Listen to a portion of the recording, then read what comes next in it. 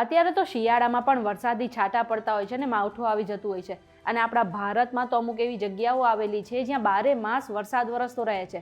પણ શું તમને એ ખબર છે કે આખી દુનિયામાં એક એવું ગામ આવેલું છે જ્યાં આજ સુધી વરસાદ જ નથી વરસ્યો, એટલે કે વરસાદનો એક છાંટો પણ નથી પડ્યો.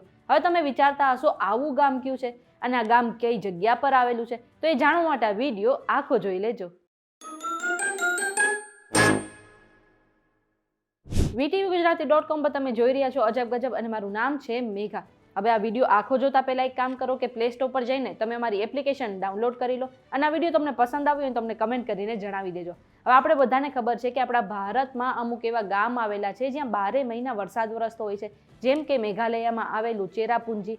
હવે તમને એ પણ ખબર હશે કે દુનિયામાં પણ અમુક એવી જગ્યા આવેલી છે જ્યાં 12 મહિના વરસાદ વરસતો રહે છે. પણ શું તમે ક્યારે એવું સાંભળ્યું છે કે એક એવું ગામ આવેલું છે જ્યાં આજ સુધી ક્યારેય પણ વરસાદ જ નથી પડ્યો? હવે તમે વિચારતા હશો કે આવું કોઈ ગામ હશે રણ પ્રદેશમાં આવેલું છે, તો એવું નથી. આ જે ગામ છે ઊંચા પહાડો પર આવેલું છે અને ઘણું સુંદર ગામ છે.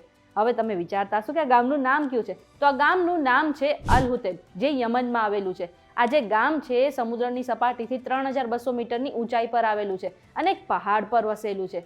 આ ગામ જેટલું સુંદર છે, જેટલું ઊંચું આવેલું છે, એટલું જ આ ગામનું વાતાવરણ જે છે ને એ ગરમ છે. શિયાળામાં અહીં સવારે ઠંડી પડે છે, પણ બપોર પડતા જ્યારે સૂરજ ઉપર આવે છે ને ત્યારે ગરમી જેવો માહોલ બની જતો હોય છે. ખાસ વાત એ છે કે આ ગામમાં આજ સુધી વરસાદનું એક ટીપું પણ નથી પડ્યું. ત્યાં રહેતા લોકો એવું કહે છે કે આસપાસના વિસ્તારમાં થોડો ઘણો વરસાદ પડે છે, પણ આ ગામની અંદર આજ સુધી ક્યારેય વરસાદ જ નથી પડ્યો. હવે તમે વિચારતા હશો કે આ ગામ આટલું પહાડી ઉપર આવેલું છે તો આ ગામમાં વરસાદ કેમ નથી પડતો?